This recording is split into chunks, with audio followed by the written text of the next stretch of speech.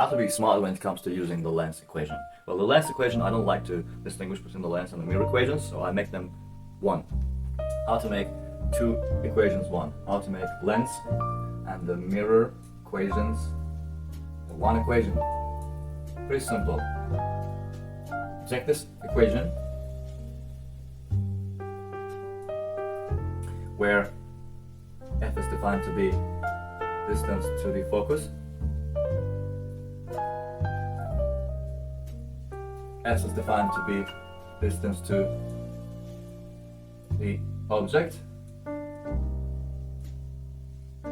and s prime is defined to be distance to the image of that object formed on the optical axis. That's the first thing that you do. You remember this structure. Second thing you do is you assign positive signs in your further future measurements only to the real distances. And by real we mean those ones where the actual, those parts, those distances, regions, right? The regions, let me do it like that, I'll put it here. Region where, region on the optical axis, to be more precise with you. We know where the optical axis is, right? We know what it is. Region on the optical axis where actual rate of light exists. Say live. That'd probably be a better word. Okay? That's where they live. Now, the part where they don't live, but where we can extend them in imagination, is called the virtual part, and we will assign a negative signs to all those distances. Distances to the focus, if it happens to be on the virtual side. Distance to the object, if it happens to be on the virtual side. That's the distances, the parts, the segments, the regions where the actual rays don't exist, but we only have their imaginary extensions for the purpose of finding the focus. Remember from the previous video we talked about it, sorry? Okay, so 3. Well, what do we do now after we assign plus and minus?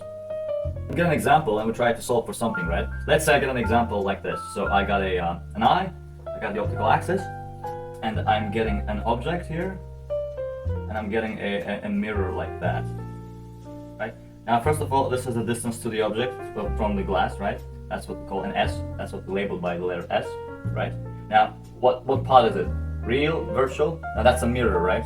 Mirror is supposed to be reflecting light backwards, right?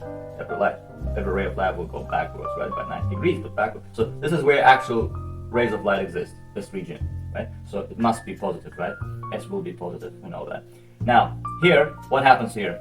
That part will be negative, right? Whatever that part is, that's negative part, right? Now we don't know, right? We don't know that part is negative. We don't know exactly what's going to be there. Is the image going to be formed there? Or, we know one thing for sure, that because of the focus of any mirror is just simply the quarter of the diameter, or a half of the radius, where the center happens to be, obviously, right? Because of this fact, we know that the distance between the focus and the glass, in this case, will have to be of a negative value, because it happens to be on the other side, on the side where actual rays of light do not exist. That automatically makes it of a negative value. Even without measuring it, we know it's going to be of a negative value. We know that the F is going to be negative, right? So this is what we remember. Big F represents a point, and small f represents the distance between that point and the surface of the glass we're using. So in this case, a small f will be of a negative value, right? Whatever that distance is. Now, we don't know where the image is, but we can figure out where the image is. Remember, the image forms where two rays of light get intersected. The one that goes to the center, that would be the virtual part of it, the virtual segment of it, and we can extend this guy here, right? That's what happens. Now, they intersect somewhere here. Forgive me for the small images. I'll give you another example where the images are bigger, so we can see everything clearly. The point here is to show that minus plus and signs actually do work.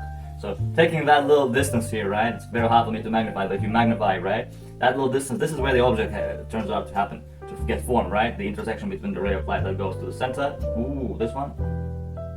and the one that goes to the focus, right? Even if it's in the virtual parts of these guys, still, any intersection, whether between virtual and real, or virtual and virtual, still, any given intersection between any two different rays of light that come from the same part of an object will always produce an image, whether it's on the virtual or the real side of the optical axis.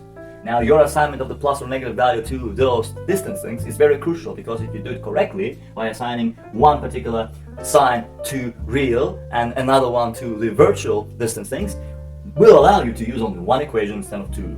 So no need to lens and mirror equation. Only need to remember that one equation. Okay, in this case, let us just give the value.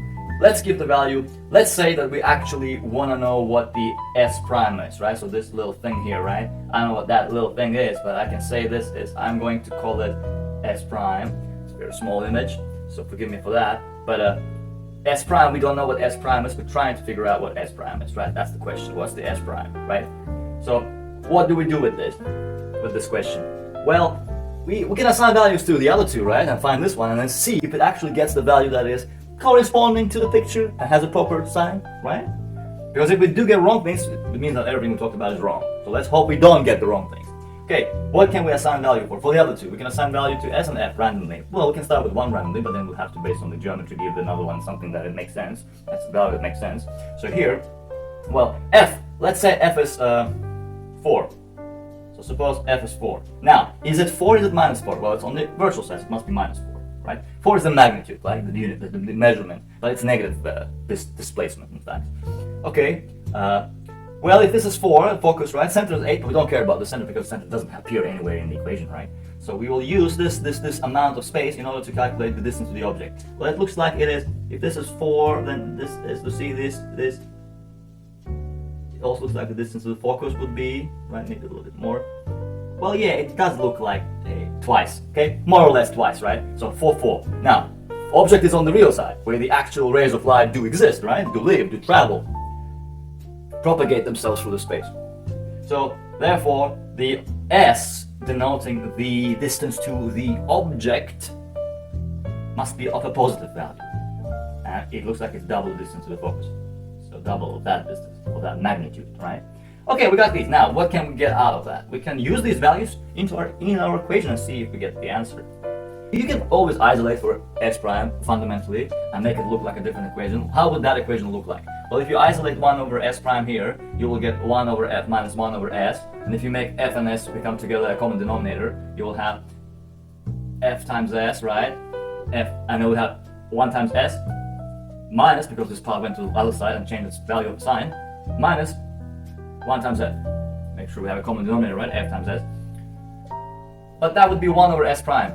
So in order to have S prime, you will have to reciprocate this relationship, which will mean that S prime actually is equal to this part on the top, this part at the bottom. That is what it's, that's another way of finding S prime, or in other words, finding the distance to the image formed, right? That's the distance to the image, S prime. We denoted S prime to be a signifier of the distance to the image. Okay, let's see. Now we can use that, we can use just the, in this case, because numbers are simple, we can just plug them in and see if it makes sense. But actually, let's use this version right away. So S prime, since the question is about S prime equals to F times S. What's F? Minus 4. What's S? 8. What's S minus F? Make sure we do everything right. Is it S minus F? Yes, S minus F is the top, was the top, now became the bottom, because we reciprocated, because we're now looking for 1 over S prime, we're looking for S prime over 1.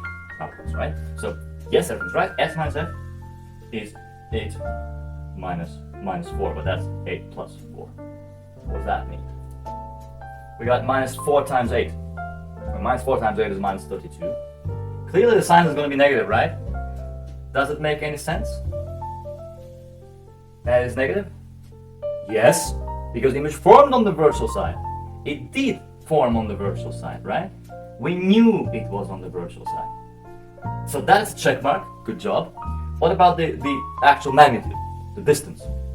Well, 32 divided by 12, they are both divisible by 4, right? 32 divided by 4 is, well, 8, we know that. So it's minus 8 here. And that's divided is 3. Okay, so what does that mean? This is almost minus 3, right? It's minus 2 2/3. Or in other words, minus 2, something around minus 2.67. Well, does that make sense? It does make sense, right? It kind of does make sense, right? This is minus 4, we said, and the image. Now, okay, right? Of course, I am not perfect in the generation of the picture, especially when it's so small, but you can see, right? It's somewhere in the middle, right? It might be minus 2.67, although my picture suggests that it's kind of a little bit less than minus 2, right? It's closer to the surface than it is to the focus. But still, we may relate this discrepancy to my inability to draw proper images, because I'm a human, right? But that is formalism, that's a mathematical formula, right? So probably I am the one who is wrong.